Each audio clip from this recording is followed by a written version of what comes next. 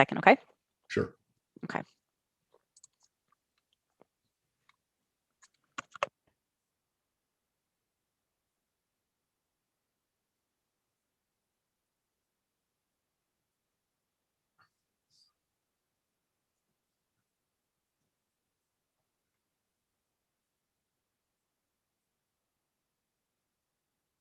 All right, excellent. We are live. David, can you hear me okay still?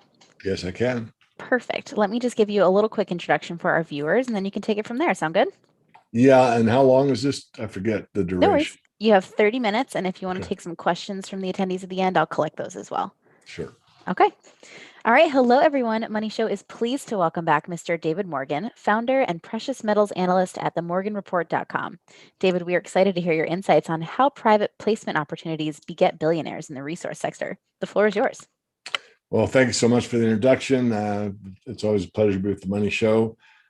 Physically, maybe more than this, although I got to say it's more relaxing to do it from the computer screen. So I want to start off with the fact that I've got two monitors and I'll be looking over here. So I'm not trying to ignore the audience. It's just that you'll be seeing the screen. I want to talk you through a few things and we will get started. So we can look at a lot of things. I'm just going to go through. This is stockcharts.com. This is my personal account. I have several folders. This is one of my general folders. And this, of course, is the HUI, the Gold Bugs Index. And you can see we're in a weak area right now. We're below the 50 and 200-day moving average, which most technical technicians use, and a lot of the algorithms use as well. And it looks to me, and I said this to our premium members, our paid service, that I thought we'd probably see a double bottom. Whether it'll hit exactly 248 or not remains to be determined. This is a buying zone, but that doesn't mean buying today. It means buying probably from this period onward for, I'm guessing, only a few months, but time will tell. I think I'll just expand this a little bit and show you the long-term view of the stock market, which of course has been on fire, as we know, for quite some time.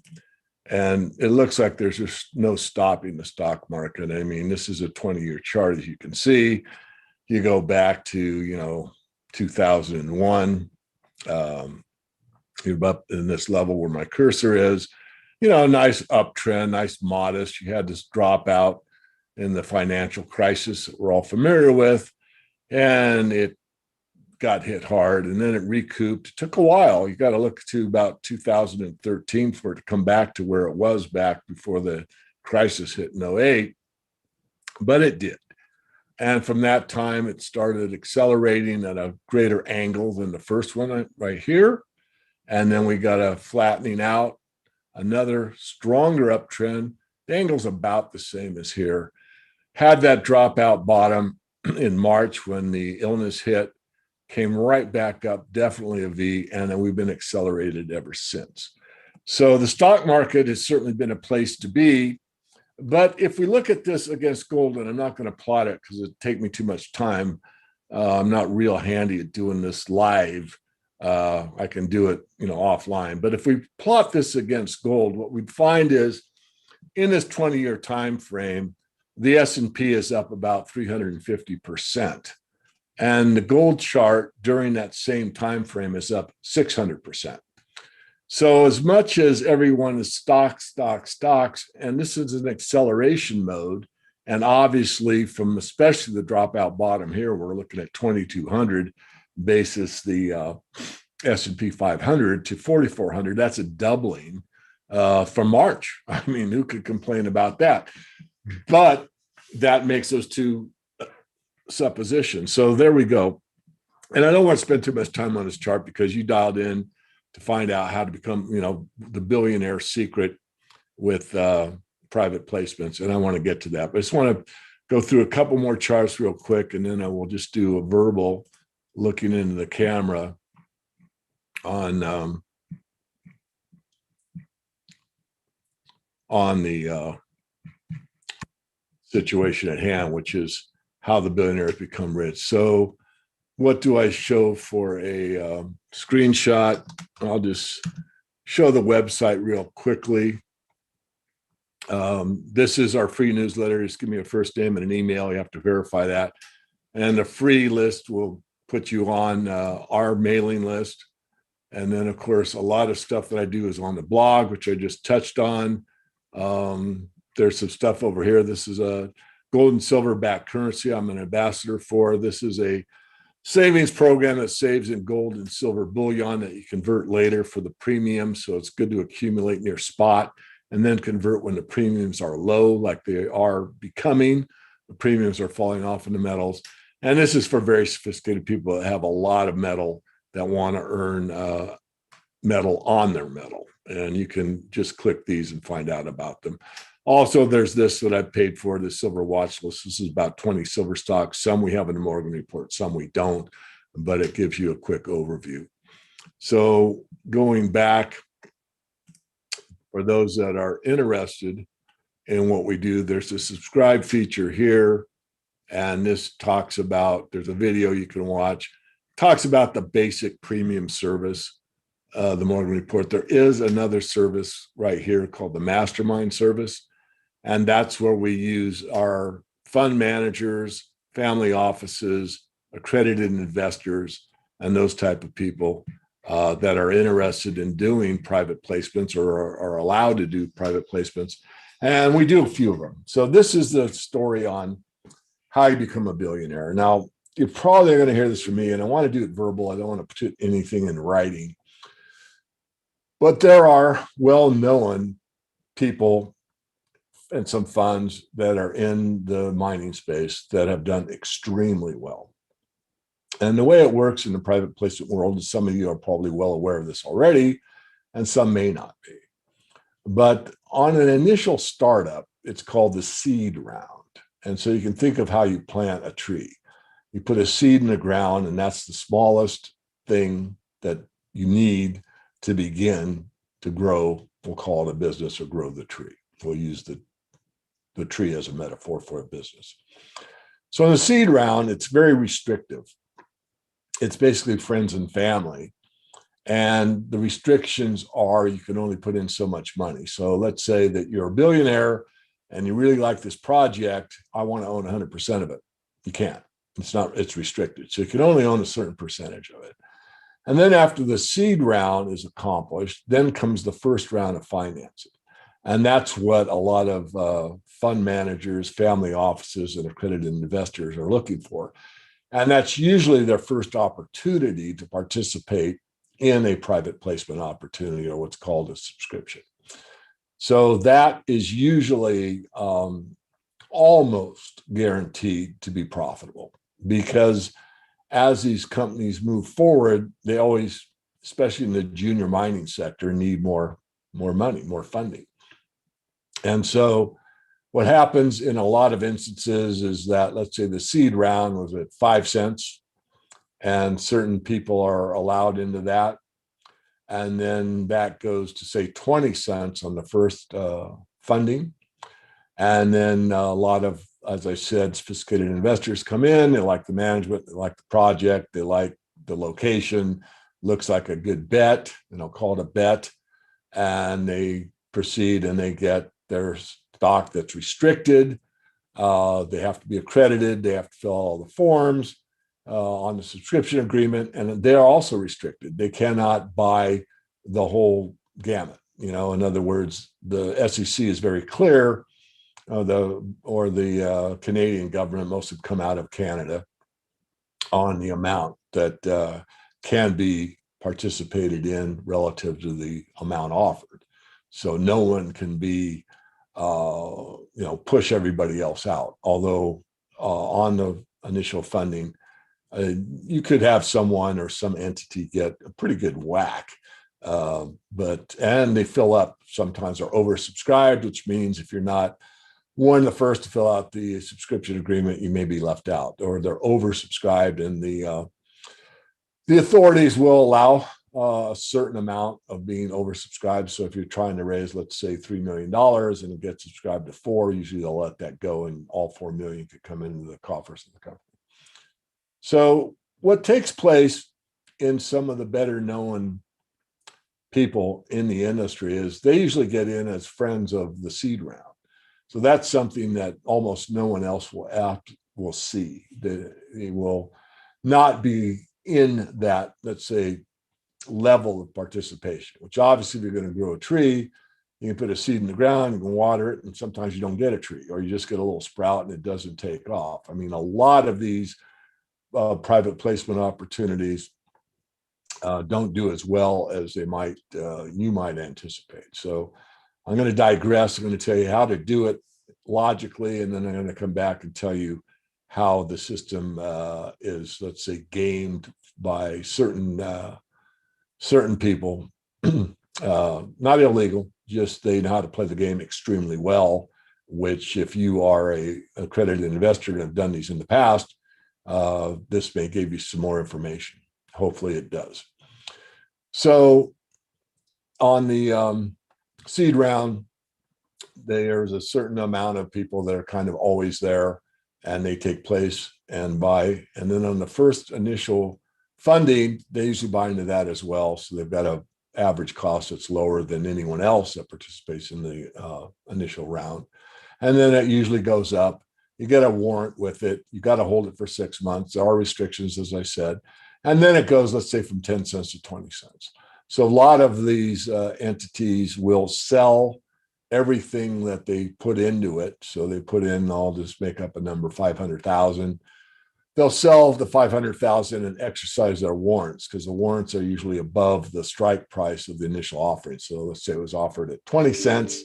The warrant may be available at, say, 30 cents. The stock is at 40 cents when it's gone the 6 months. They sell out, use that money, buy the warrants, and pocket the profit.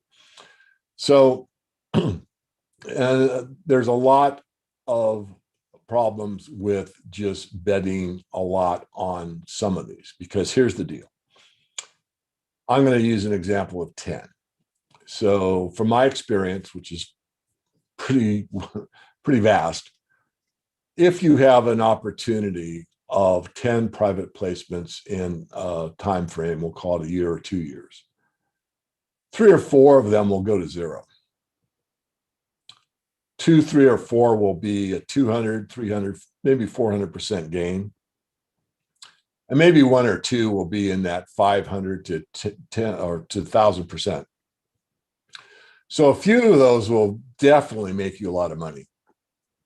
And some of those will lose all of your money. So the way to play it accurately, in my opinion, is to have a set amount that you're going to invest in these opportunities. And don't be persuaded by whoever's buying them as that's the one. Because some of these fund managers buy everything. And I'll tell you why in a minute. So let's go back to the math. So if you have, let's say, usually a minimum on these is like 5,000, maybe 10. But I'll use 5 as a minimum. So you're pretty well heeled. You're accredited investors. You want to gamble. You want to make these bets. You'd like to see those 5 and 10 baggers, but you also know there's a lot of risk involved. So you're going to do 10 over a time frame of a couple of years. So what you do is you take that 50,000, you divide it by 10, you get 5,000. So you put 5,000 in each one of them. And then the math speaks for itself. 3, 4 go to zero, 3, 4, 5 go to 200, 300%, and 1 or 2 go 10 baggers or 20 baggers or 30 baggers or whatever happens. So that's the way it's played. Now, coming back to how you become a billionaire doing this is you get in on the seed round and you sell into, let's say, the first round or the second round, and you're almost always guaranteed a profit, even if the project is a dismal failure, because the company exists, or the seed's in the ground and it sprouts somewhat before it dies. And as long as it's sprouted, which they almost always do as a metaphor, you have the opportunity that's 1 level or 2 levels above the financings. So I'll give an example without naming names. Some of the fund managers have funds that you can buy into that are nothing but basically private placement opportunities. And I've spoken to many over the years from my subscribers, my paid people that say, I'm kind of upset. Why is that? Well, I bought into this fund and it does all these, exotic startup type of things, but it's not done anything.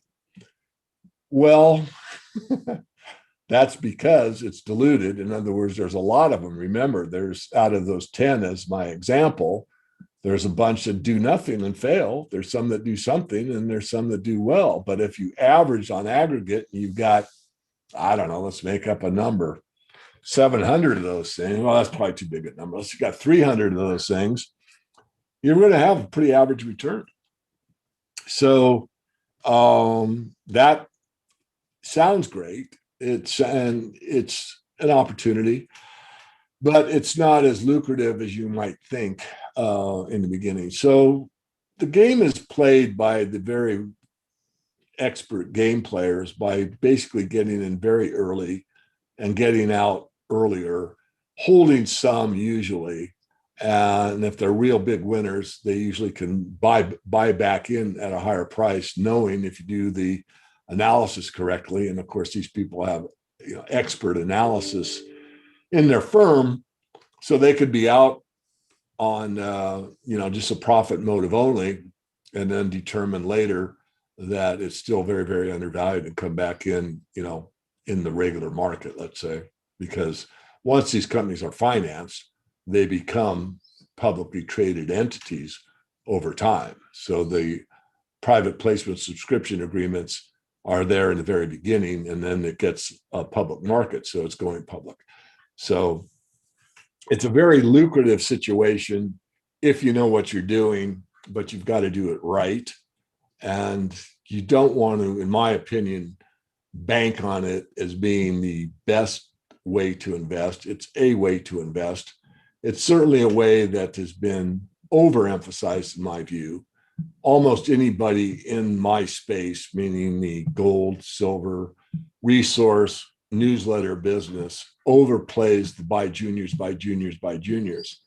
You got to remember, when the company is public and someone's buying a stock at only 20 cents, the people that are on the private placement probably got that at 1/3 that amount or something. So even though it's a cheap stock and it's publicly available and you can buy a lot of shares and make yourself feel good because you own a lot of something, doesn't make necessarily the best thing. So a lot of people that say, only buy juniors, the reason they only buy juniors is they're on the most inside track of the inside track of the inside track, having an advantage over, let's say, even some funds that might do a lot of these deals, but they're not on the, let's say, the seed round or the first round. They might be in the second round or they might be on the first round.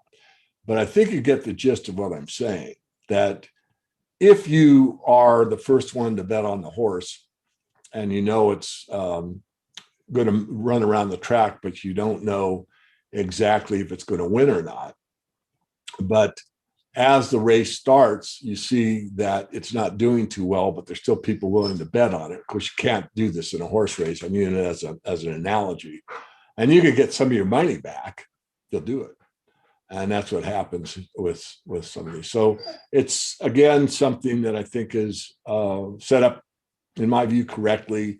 I think it's valid that you have to be an accredited investor, sophisticated investor, and be willing to use risk capital in these type of ventures. But there are people, again, that know how to have an advantage over people that just do a few occasionally. And that's how you become a billionaire. You have the inside track. You do almost all of them. You sell the dogs even at a profit. You take that profit, reinvest in more. So people that only buy juniors, and that statement's made, the general investing public hears that from somebody that's a billionaire. I only buy juniors, and thinks the way to become a billionaire is to buy juniors. I'm here to tell you from my own experience, if you only buy juniors in the public market alone, you're probably going to go broke if you do it at the wrong time. Now, there are time to buy juniors, and that's in knowing the cycle. The cycle for precious metals started in 2000, and almost anything could be moose pasture.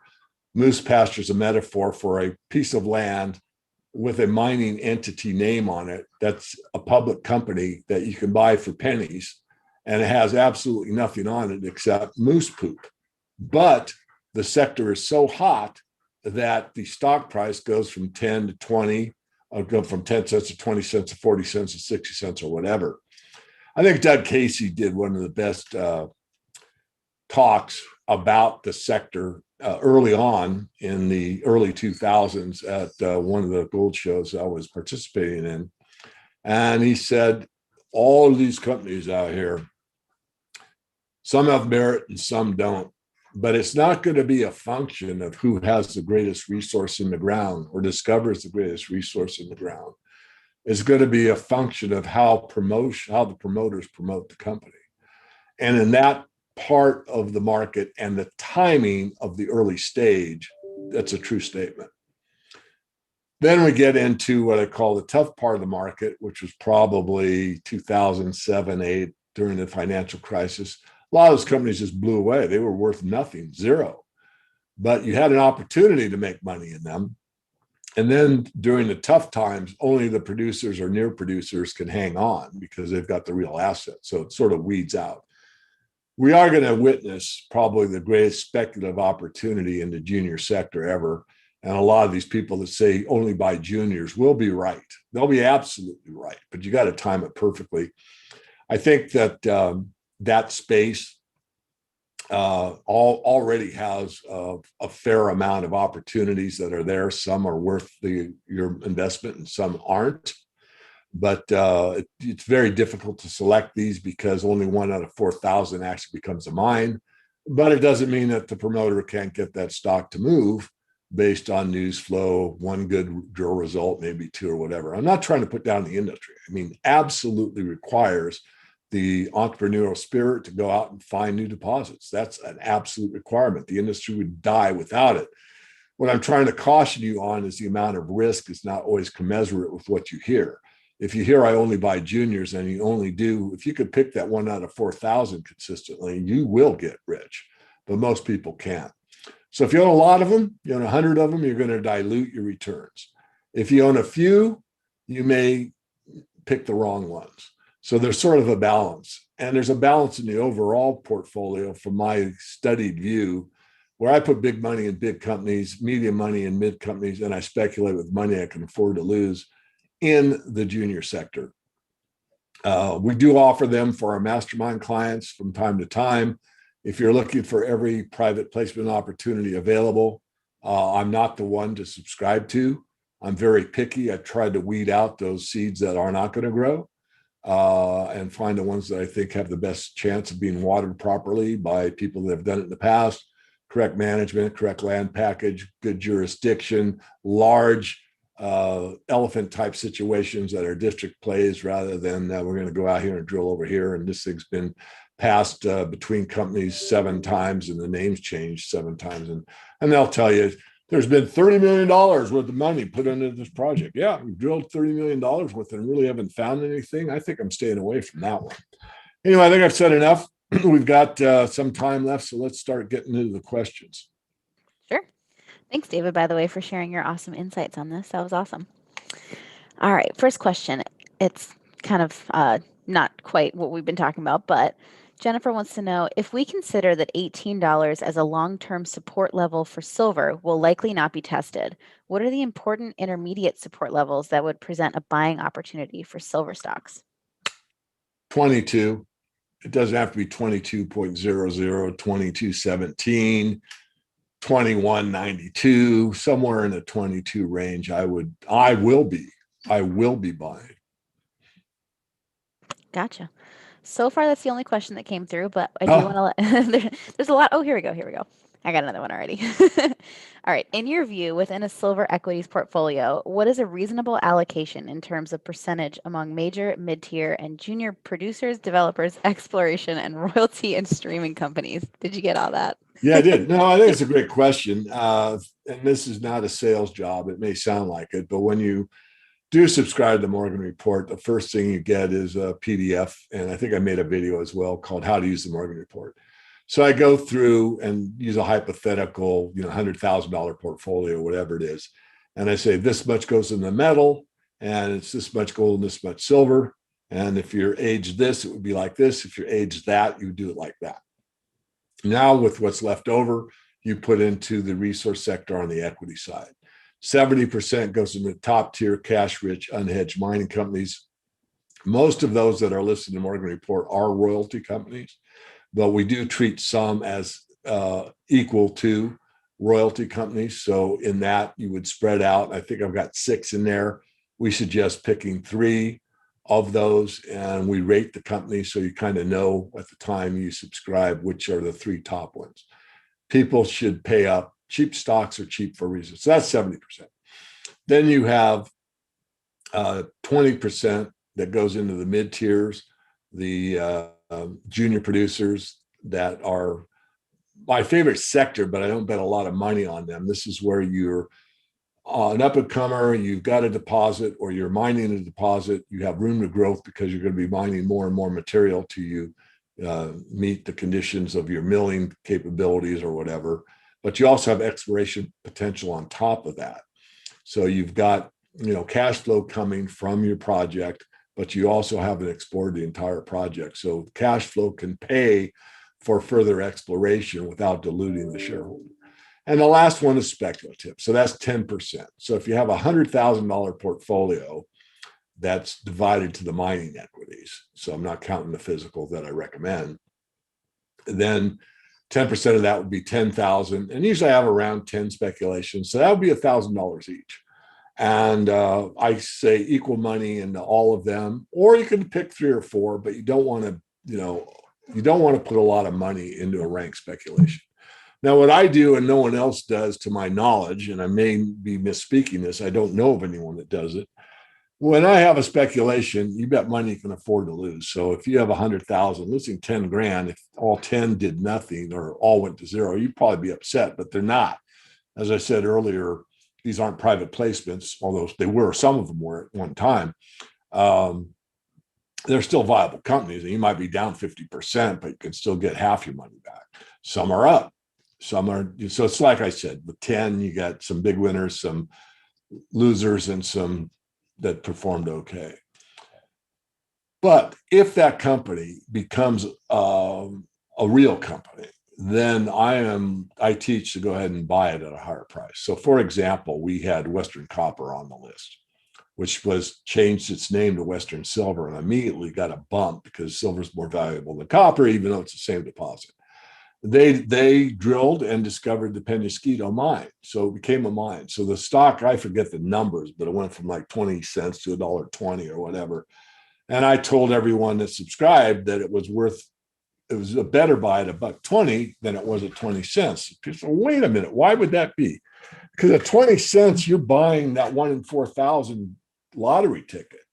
But now that they made this discovery, my job as an analyst is to determine if the stock is undervalued or not. And it was highly undervalued at $1.20. This was such a good ore body that the company was bought out. Western Silver was bought by Glamis. So we got Glamis stock, and that was bought by Goldcorp. So we got Goldcorp stock. So very few will bet on the way up if and only if the company has changed significantly enough to merit a higher price. But that happens. And when it does happen, you want to take advantage of it. Not too many people do that. They just want to get that 20 cent stock that goes to $20. And it does happen. It's rare. But a lot of people buy it at 20 cents to ride it all the way up. And that's fine. There's nothing wrong with that. But if you know it goes for 20 cents and its value is $20, why not buy some more at $1 or $2? You're going to get a 20 or a 10 bagger out of the deal. That was an excellent answer. Thank you. All right, next question. Would you mind commenting on the spoofing of silver price by JP Morgan and others and the effects of Basel III moving forward? Sure. Spoofing, you can look it up on the internet. I mean, basically, it's putting in these large orders, buy or sell.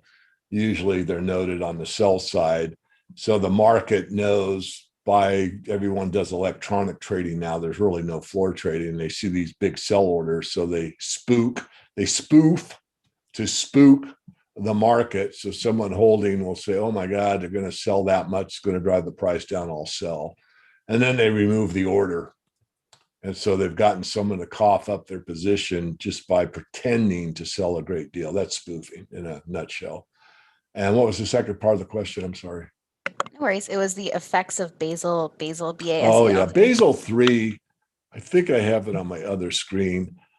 Basically, as I said, I was very honest about it. I said, I read it. I'm not sure. To me, it wasn't a nothing burger, but close enough. And that's sort of what it's turned out to be so far. The LBMA basically has said, we're not going to bother with it. They've already got an exemption. It'll tighten the market. It will increase the spreads. It may curtail some of the unallocated, but nothing to the level that you've heard on the internet. On balance, it's probably beneficial to the overall price of gold and silver. But again, it's not going to have nearly the effect that a lot of people say. And some that would be the most affected by obeying what is outlined in Basel III have already exempted themselves. I said during all of my presentations, when was the last time these banks obey the rules? I mean, we just talked about spoofing. I mean, there's laws against that. But what happens? Well, they get a slap on the wrist. So, they make profits 365 days a year. I'm joking. Whatever the trading is, 250 days in a year. And they pay 2 days worth of what they make as a penalty for spoofing the market. I mean, this is absurd, but this is the kind of situation that we're in the current financial markets. And it's not just the gold and silver markets. All these markets are based on algorithmic trading, which is computer to computer. The public is shaved on the ins and outs. Even just, a fraction of a penny times billions of transactions adds up.